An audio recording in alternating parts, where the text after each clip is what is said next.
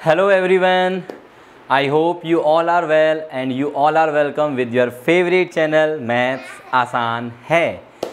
चलिए तो बच्चों, आज हमारी जो लास्ट क्लास होने वाली है इंक्रीजिंग एंड डिक्रीजिंग फंक्शंस के ऊपर, ठीक है। इसमें मैंने आपको बताया था लास्ट क्लास में कि जो हमारे ट्रिग्नोमेट्रिक फंक्शंस हैं उनके ऊपर कुछ क्वेश्चंस हमारे बचे हुए हैं जो कि सीबीएसई में आए हुए हैं, और जो नहीं भी आए हुए हैं बट जो इम्पोर्टेंट हैं वो मैं आज आपको कराने वाला हूँ। तो चलिए स्टार्ट विद आवर क्वेश्चन। ये क्वेश्चन दिया हुआ है हमें, स्टार्ट करते हैं इस क्वेश्चन के साथ। बेटा, सेपरेट 0 से π/2, हमें इंटरवल को सेपरेट करना है। सेपरेट इंटरवल दिया हुआ हमारे पास 0 से π/2, okay, close interval into sub intervals. इस इंटरवल को सब इंटरवल्स में ब्रेक करना है। सब इंटरवल्स का मतलब है इसके कुछ पार्ट्स, ठीक है, छोटे parts, that is sub interval. तो separate this into sub intervals in which the function f(x) is equals to sin 3x is strictly increasing or decreasing। Means question I think so कि clear हो गया होगा। वो बोलता है कि इस फंक्शन को हमें स्ट्रिक्टली इंक्रीजिंग करना है और स्ट्रिक्टली डिक्रीजिंग करना है। उसके लिए हमें इस इंटरवल को ब्रेक करना है। उसके लिए हमें क्या करना है, इस इंटरवल को ब्रेक करना है कि इसके किस वाले पार्ट पे ये फंक्शन स्ट्रिक्टली इंक्रीजिंग है और किस पार्ट पे ये स्ट्रिक्टली डिक्रीजिंग है, ठीक है। तो कैसे करेंगे देखो। सबसे पहले आप अपना पैटर्न f(x) दिया हुआ है, f'(x) निकाल लो, ठीक। तो पहला स्टेप क्या करना है, हमने f(x) हमारे पास गिवन है sin 3x, उसका आप डेरिवेटिव निकाल रहे हैं f'(x), 3 इंटू में cos 3x, okay sorry, sin 3x का डेरिवेटिव हो गया cos 3x और साथ में 3x एंगल का 3।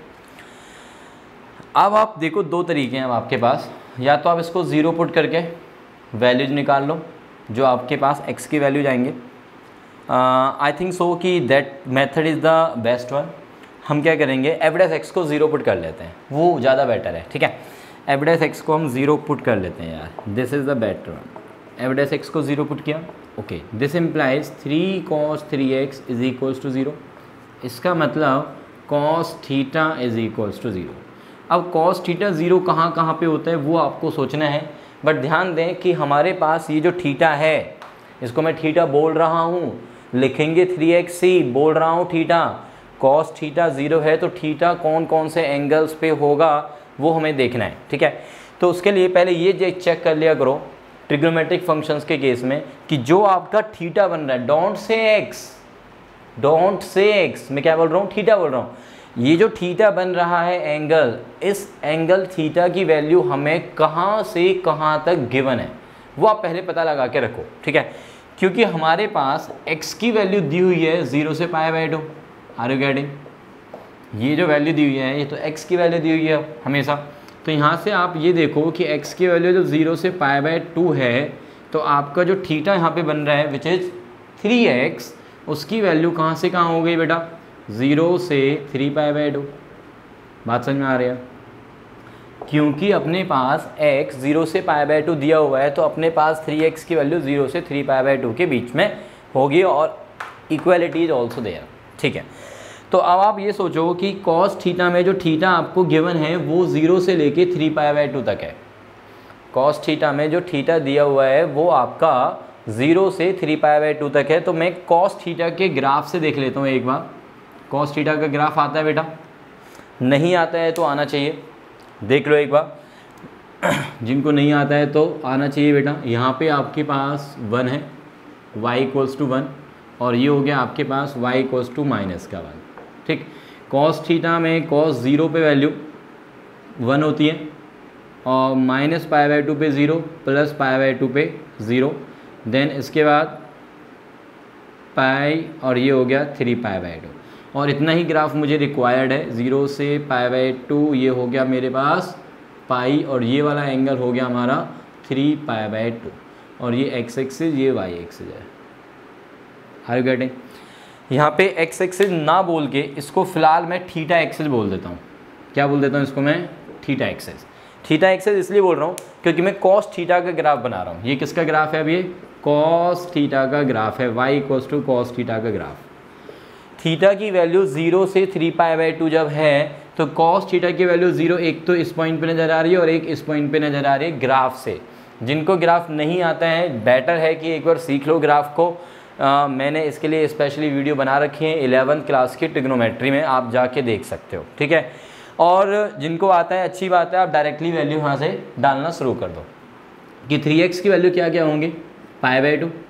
कॉस थीटा 0 कहाँ पे होता है? π/2 पे होता है, फिर 3π/2 पे होता है। ओके, ऐसे भी ध्यान रख सकते हो। और मुझे क्योंकि 0 से 3π/2 तक ही जाना है तो इसलिए मैं इसके आगे वाली वैल्यूज़ को नहीं लूँगा और ना ही इसके पीछे वाली वैल्यूज़ को लूँगा, क्योंकि -π/2 -3π/2 वो सब भी आएंगे, बट यहाँ पे ज़रूरत नहीं है बिकॉज ऑफ हमारे 3x की वैल्यू यहाँ से यहाँ तक ही हमारे पास अवेलेबल है। Got it? तो अपने पास x की वैल्यू यहाँ से निकाल सकते हो आराम से आप, π/6 और 3 से 3 गया π/2।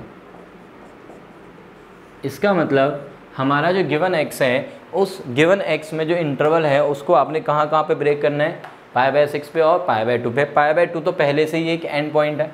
अब आप नंबर लाइन पे 0 और π/2 मार्क कर लो जो मैं इंटरवल दिया हुआ। अब ये x के लिए चल रहा है, ठीक है, और x की वैल्यू π/6 पे ब्रेक कर रहा है, π/2 पे ब्रेक कर रहा है, बट π/2 ऑलरेडी एंड पॉइंट है तो वहाँ पे ब्रेक नहीं हो सकता इंटरवल, वो तो एंड पॉइंट है। अब आपको क्या है, सिंपल सी बात है कि भैया π/6 पे तो वैल्यू 0 है, किसकी? f' की वैल्यू 0 है, f' 0 लिया ना हमने π/6 पे, और π/2 पे भी 0 है। तो ऑब्वियसली इस पॉइंट पे 0 है, इस पॉइंट पे 0 है। इस पॉइंट पे आप देखना चाहो देख सकते हो वैसे, बट हमेशा हम जो इंटरवल बनता है उस इंटरवल के बीच में से पॉइंट लेंगे। कहाँ से लेंगे? उसके बीच में से पॉइंट लेंगे। तो इसके बीच में से कोई भी पॉइंट आप चूज़ करो, इसके बीच में से आप कोई भी पॉइंट चूज़ करो तो वैल्यू क्या आएगी f' की? जल्दी से बताओ। 0 से 30 के बीच में आप कोई भी वैल्यू ले लो, 0 से 30 के बीच में ले रहे हो आप, ठीक है, तो 45 ले लो। 0 से 30 के बीच में 15 ले लो, क्योंकि मेरे माइंड में 3x चल रहा था 45, तो ये हो गया हमारे पास 45। cos 45 पॉजिटिव होता है, 3 से मल्टीप्लाई करोगे तो भी पॉजिटिव, तो यहाँ पे आ जाएगा पॉजिटिव। π/6 यानी कि 30 और ये है 90। 30 से 90 के बीच में आप कोई भी वैल्यू चूज़ करो। 45 आप x में डालोगे तो ये कितना बन जाएगा? 135। इसका मतलब ये पूरी वैल्यू क्या हो जाएगी? नेगेटिव, क्योंकि cos सेकंड क्वाड्रेंट में नेगेटिव होता है, तो इसका मतलब ये पूरा का पूरा नेगेटिव होगा। इट मीन्स क्या हुआ कि 0 से π/6 पे तो ये हो गया f'। सो देयरफॉर ये जो मैंने लिखे हैं, किसके साइन लिखे हैं बेटा? ये sign of f', sign of f' लिखे हैं। तो इसका मतलब f' positive for all x belonging to 0 से π/6 पे ओपन, ठीक है, and f' less than 0 for all x belonging to π/6 से अगेन ओपन, और π/2 पे भी ओपन। इसका मतलब इस वाले इंटरवल में फंक्शन क्या हो गया? स्ट्रिक्टली इंक्रीजिंग, और इस वाले इंटरवल पे फंक्शन क्या हो गया? Strictly decreasing. और इस इंटरवल को हमने दो पार्ट्स में देखो ब्रेक कर दिया है। तो यहाँ पे तो हो गया इस वाले केस में f(x) इज स्ट्रिक्टली इंक्रीजिंग और f(x) is strictly decreasing. NCERT वालों ने ये फॉलो किया हुआ है, बट मैंने आपको पहले भी बताया है। इनफैक्ट होता क्या है कि यदि आप इंटरवल के क्लोज पॉइंट्स फिर लोगे, यानी कि आप π/6 भी इसमें इंक्लूड कर देते हो और π/6 को आप यहाँ पे भी इंक्लूड कर देते हो, π/2 को आप यहाँ पे इंक्लूड कर देते हो, तो भी आपका फंक्शन स्ट्रिक्टली इंक्रीजिंग रहेगा, क्योंकि f(x) जो 0 हो रहा है वो सिर्फ और सिर्फ फाइनाइट नंबर ऑफ पॉइंट्स पे ही 0 हो पाएगा। और f(x) के 0 होने के लिए यदि फाइनाइट पॉइंट्स हैं सिर्फ, तो हमारा फंक्शन उस इंटरवल पे इंक्रीजिंग या डिक्रीजिंग जो भी चल रहा है हमारा, उसमें स्ट्रिक्टली इंक्रीजिंग और स्ट्रिक्टली डिक्रीजिंग रहता है। ठीक है, तो ये एक बेस्ट वे है कि f(x) को 0 पुट करके x की वैल्यूज निकाल लो। x की जो वैल्यूज हैं उस इंटरवल को बनाओ नंबर लाइन पे, जहाँ जहाँ पे x की वैल्यूज ब्रेक कर रही है उस इंटरवल को ब्रेक कर दो। जो जो पार्ट्स बनते चले जा रहे हैं उन पार्ट्स में आप एफ डैश एक्स का साइन चेक करो कि वो पॉजिटिव आ रहा है या नेगेटिव आ रहा है। कोई भी एक पॉइंट चूज़ कर सकते हो इंटरवल के बीच में से, आप कोई भी एक पॉइंट जो आपका मन करे, ठीक है। और जो उस पॉइंट पे सॉरी साइन आएगा सॉरी जो भी उस पॉइंट पे साइन आएगा वही पूरे के पूरे इंटरवल पे भी साइन आपका आएगा। ओके बच्चों, समझ में आ गया ये? तो ये एक सिंपल सा क्वेश्चन था। और इसको इस तरह के और क्वेश्चंस अभी हम देखते हैं। cos x का ग्राफ भी आपने इसमें देखा है, तो वहाँ से मैंने सिर्फ और सिर्फ यही बताया कि cos x 0 कहाँ पे आता है, मतलब cos थीटा 0 π/2 पे 3π/2 पे। ऐसी 1 के लिए बात करोगे तो 0 पे आएगा, फिर आगे जाके 2π पे आएगा, ठीक है। ओके चलिए नेक्स्ट क्वेश्चन पे आते हैं बच्चों। अब एक क्वेश्चन और उठाते हैं, बहुत ही इंपॉर्टेंट है, बेहतरीन क्वेश्चन है इनफैक्ट, जो कि आपसे पूछा जा सकता है कभी भी पेपर में। तो देख लेते हैं उस क्वेश्चन को भी। आई थिंक एनसीईआरटी में भी ये क्वेश्चन दिया हुआ है। तो क्या है क्वेश्चन, देखें ज़रा। यस, सीबीएसई 2011, सीबीएसई 2011 में पूछा गया है क्वेश्चन ये वाला। सीबीएसई 2011 में पूछा गया है। तो question is find the intervals in which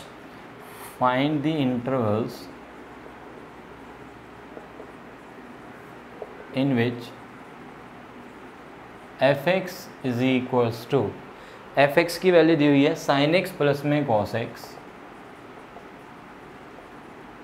fx की वैल्यू sin x plus cos x, x दिया हुआ है 0 से 2π, x दिया हुआ है 0 से 2π के क्लोज इंटरवल में, ठीक है।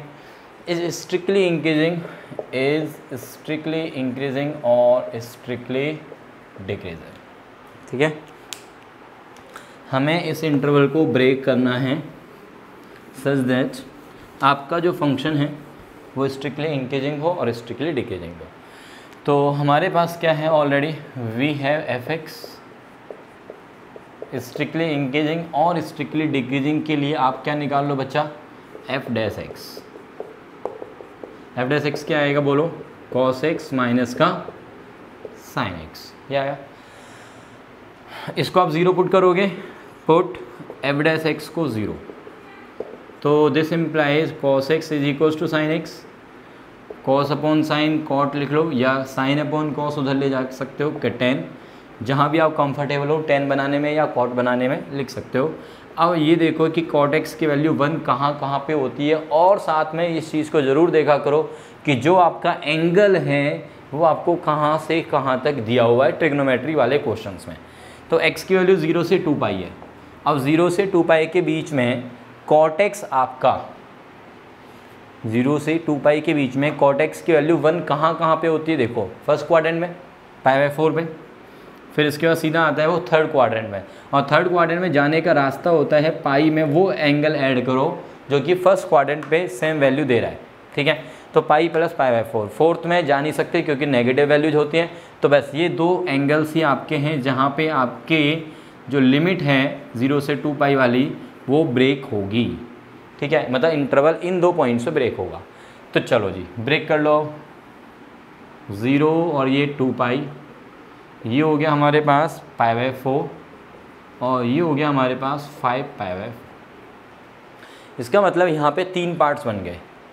बट बेटा देखो जैसे वेवी कर्व मेथड होते हैं, और यस बच्चों की डिमांड आई है कि सर वेवी कर्व मेथड के ऊपर 1-2 वीडियोज़ बना दो सो दैट हमें वेवी कर्व मेथड भी अच्छे से आ जाए। बिल्कुल मैं बनाऊंगा डेफिनेटली बच्चों, वेवी कर्व मेथड के ऊपर जल्द ही मैं वीडियो बना दूंगा आपके लिए।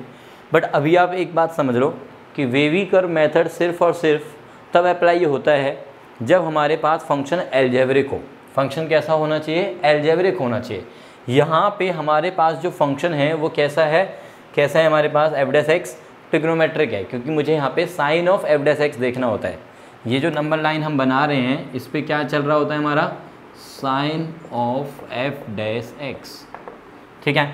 तो एफ डैश एक्स जो वैल्यू है हमारे पास वो ट्रिग्नोमेट्रिक है, और ट्रिग्नोमेट्रिक फंक्शंस के केस में आप वेवी कर्व मेथड यूज़ नहीं करोगे, प्लस माइनस प्लस नहीं लगाओगे।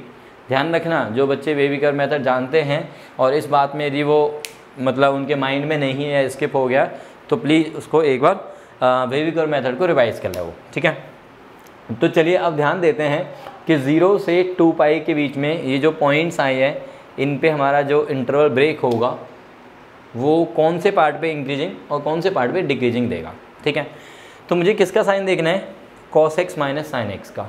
कब देखना है, जब हमारा इंटरवल 0 से π/4 हो। तो अब इसके दो मेथड्स हैं फिर से, एक तो ग्राफिकल मेथड, जिनको ग्राफ बनाने आते हैं वो ग्राफिकल अप्रोच लगा सकते हैं, ग्राफ बना के दिखा सकते हैं, इवन इन CBSE ऑल्सो, ठीक है। बट जिनको ग्राफ बनाने नहीं आते हैं उनके लिए क्या किया जाए, उनके लिए फिर से वही मेथड है सेम कि इस पूरे इंटरवल में से आप क्या करोगे, कोई भी एक पॉइंट ले लोगे और उस पर वैल्यू चेक कर लोगे, ठीक है। तो 0 से 45 के बीच में, 0 से 45 के बीच में आपको क्या लगता है कौन सी वैल्यू लें, 30 डिग्री। 30 डिग्री पे क्या आएगा, 30 डिग्री पे cos 30 कितना होता है, सोचो √3/2 और sin 30 होता है 1/2, √3 माइनस 1/2, तो ये तो वैल्यू पॉजिटिव आ रही है, तो इसका मतलब यहाँ पे तो पॉजिटिव आ गया।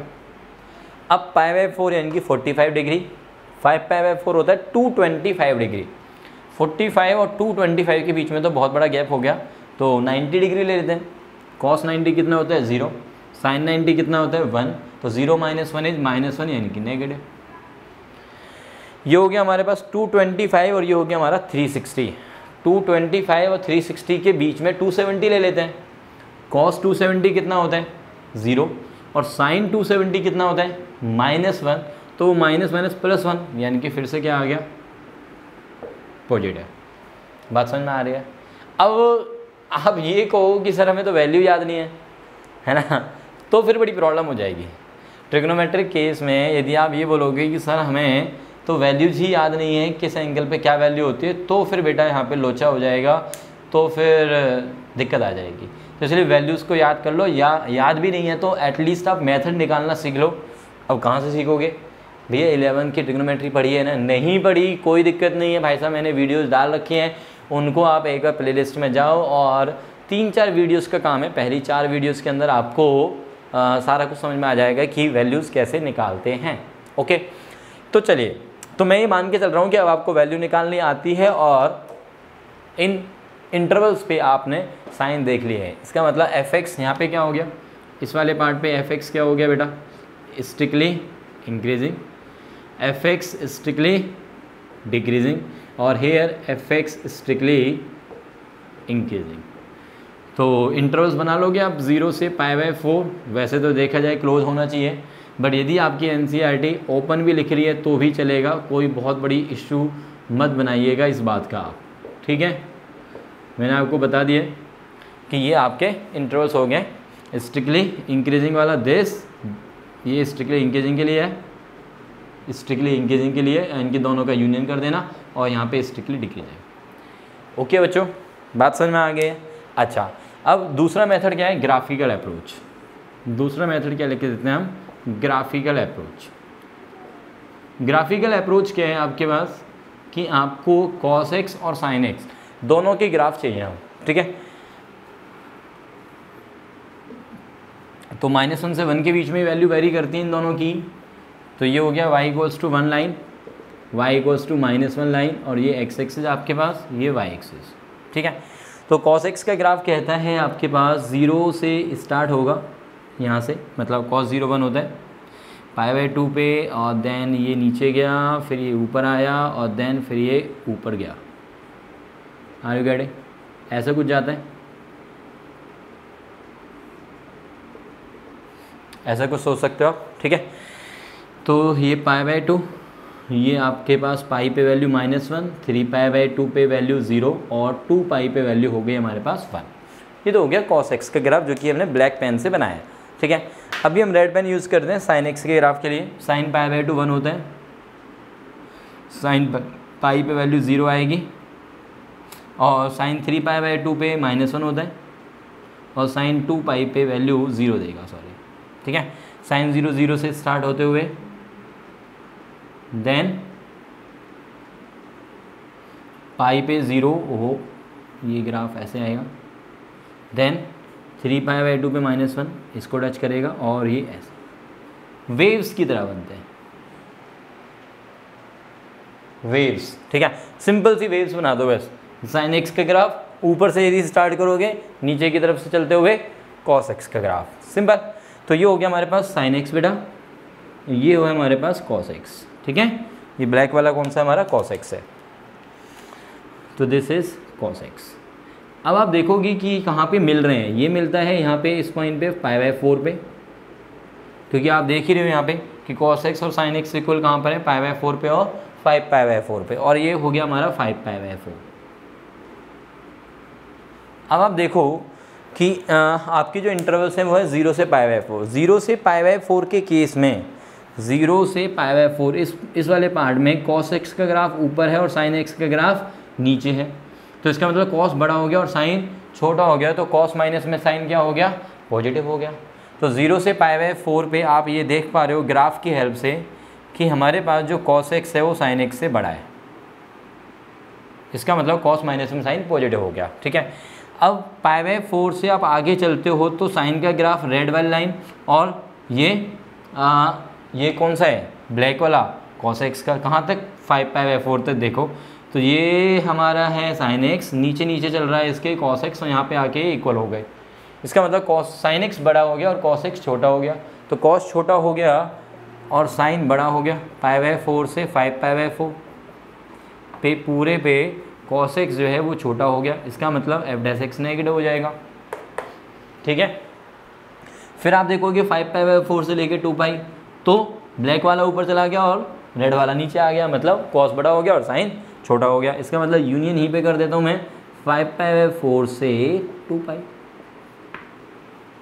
बोलिए समझ में आया। तो इस पे हो गया स्ट्रिक्टली इंक्रीजिंग क्योंकि पॉजिटिव बन जाएगा, और इस पे हो गया स्ट्रिक्टली डिक्रीजिंग। बोलिए बच्चों, इज दिस क्लियर, ठीक है। तो ये भी समझ में आ गया, ये 2011 में आया हुआ है क्वेश्चन। सिमिलरली एक और क्वेश्चन देख लेते हैं ऐसा ही, जो कि बोला हुआ है CBSE 2016 में आया हुआ है, CBSE 2016 में आया हुआ है question.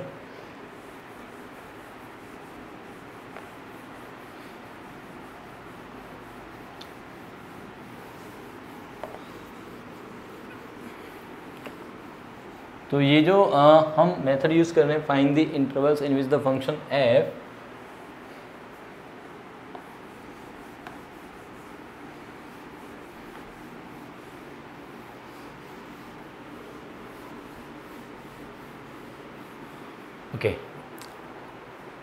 in which the function fx given by fx is equals to CBSE 2016 में आया हुआ है क्वेश्चन। 4 sin x अपॉन में 2 प्लस में cos x पूरे के साथ माइनस में दिया हुआ है x, ठीक है, ये में दिया हुआ है, और x 0 से 2π के बीच में लाई कर रहा है, x हमारा 0 से 2π के बीच में लाई कर रहा है। तो find the intervals in which the function fx is given by this is strictly increasing, और दूसरा पार्ट दिया हुआ है हमें स्ट्रिक्टली डिक्रीजिंग। सिंपल है, f' निकालेंगे, चलो जल्दी से निकालो भाई। तो सॉरी, f' निकालने के लिए u अपॉन वी रूल लगाओ। पहले तो इसको रखा कांस्टेंट, ऊपर वाले का डेरिवेटिव हो गया हमारे पास 4 cos x, माइनस में 4 sin x को रखा एज इट इज़, नीचे वाले का माइनस का sin x, होल अपॉन में 2 प्लस में cos x का होल स्क्वायर, माइनस में x का डेरिवेटिव हो गया 1, ठीक। तो ऊपर आ गया हमारे पास 8 cos x प्लस का 4 cos square x minus minus plus 4 sin square x, और ये वाली टर्म एलसीएम ले लेते हैं तो ऊपर चला जाएगा a square plus b square plus a square plus b square plus 2ab 4 cos x, और होल के अपॉन में क्या आ रहा है बच्चों, 2 प्लस में cos x का whole square. Got it.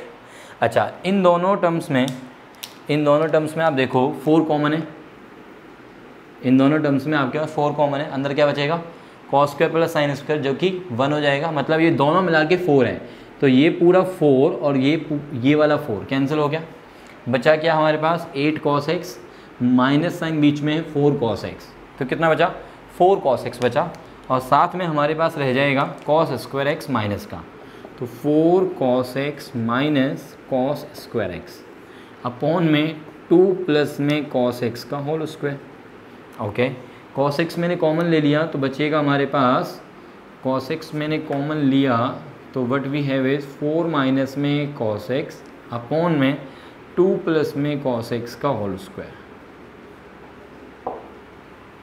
Okay, चलिए, तो यहाँ तक कोई दिक्कत है नहीं हमें। अब बात ये आती है कि मुझे ये जो इंटरवल दिया हुआ है x की वैल्यू 0 से 2 पाई, इसको मुझे ब्रेक करना है सच दैट कि फंक्शन स्ट्रिक्टली इंक्रीजिंग और स्ट्रिक्टली डिक्रीजिंग को।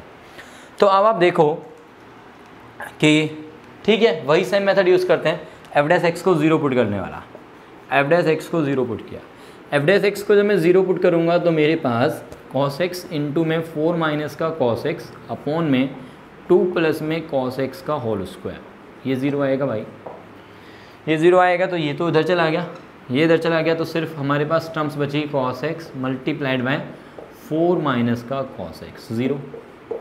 अब या तो ये 0 होगा या फिर ये 0 होगा, दो फैक्टर्स बन गए, तो इधर हम बोलेंगे कि cos x 0 है या फिर हम बोलेंगे 4 माइनस में cos x 0 है। अब 4 माइनस में cos x 0 होने का मतलब है कि cos x 4 हो, जो कि पॉसिबल ही नहीं है। क्यों पॉसिबल नहीं है बच्चों? क्योंकि वी नो कि cos x की वैल्यू -1 से +1 के बीच में लाई करती है। बात समझ में आ रही है? cos x की वैल्यू तो हमें पता है ना कि वो -1 से +1 के बीच में होती है, यानी कि मैक्सिमम वैल्यू 1 होती है उसकी, तो 4 तो हो नहीं सकती, तो इसलिए ये वाला ऑप्शन तो हमारा हो गया कैंसिल, नॉट पॉसिबल। तो अपने पास क्या बचा? सिर्फ और सिर्फ अपने पास क्या बचा बच्चों? cos x 0 बचा।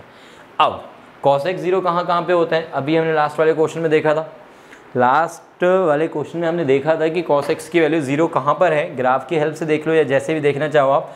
तो cos x 0 कहाँ पे होता है? मैं यहाँ पे लिख रहा हूँ अब इसको। cos x 0 होता है अपने पास π/2 पे होता है और 3π/2 पे होता है, ठीक है।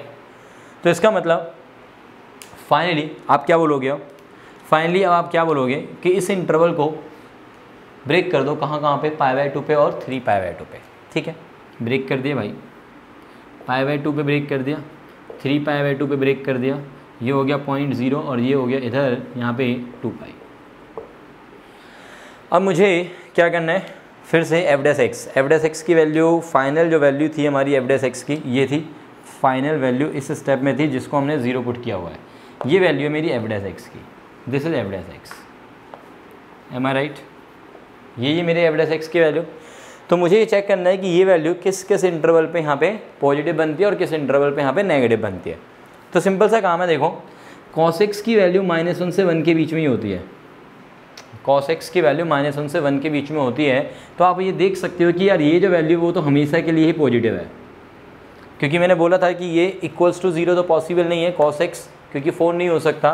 तो ऑब्वियसली क्योंकि ये वैल्यू -1 से 1 के बीच में है, मतलब ज़्यादा से ज़्यादा भी आप छोटा करोगे इसको तो ये 1 होगा, ये सॉरी ऐसे बोलो कि इसको आप ज़्यादा से ज़्यादा बड़ा करोगे तो ये 1 होगा, तो ये ज़्यादा से ज़्यादा जब छोटा होगा तो भी ये 3 होगा, ठीक है। मतलब 3 से 4 के बीच में वैल्यू लाई कर रही है ये वाली। Are you getting?